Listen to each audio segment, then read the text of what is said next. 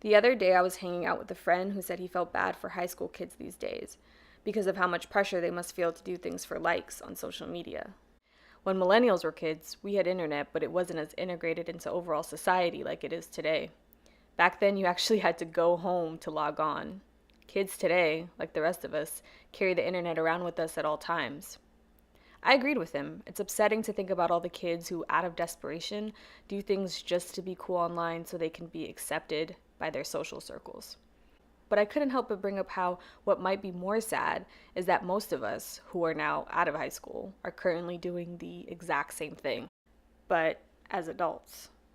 Say hello to the like button, invented in 2007 by Justin Rosenstein, for internet users to, with a click of a mouse, exclaim their preference for a bit of information. What started as a humble band of code on a clunky desktop website has turned into a culturally recognized metric for social validation and has changed not just the landscape of our economy and political climate, but of life itself. To live in a society that does things for likes is to live in a society where people buy clothes, travel, start businesses, get married, not to actually enjoy any of these things, but to be digitally praised for them. But I don't have to tell you this, you already know it. You've probably been prey to these social pressures yourself.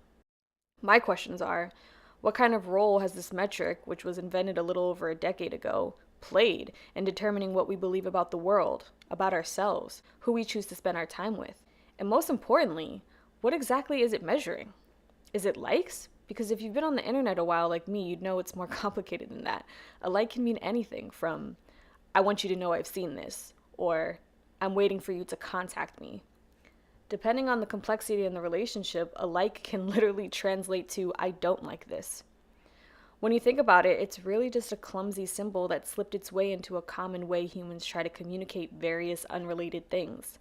Not only is the idea of us using this metric to communicate and claim social power in our personal lives horrifying, but some of the world's most powerful companies, and of course our current president, is also exercising this unit of measurement to claim social validation and dominance.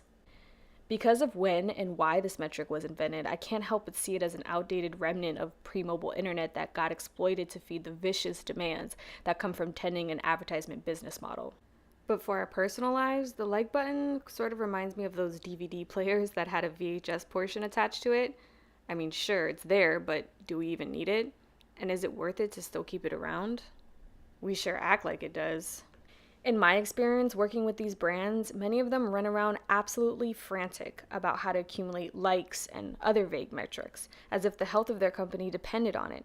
And usually, with some creative brainstorming and a slight tolerance for innovation, you can watch the illusion of this problem evaporate. But more than I care about the health of these companies, I care about the health of my generation.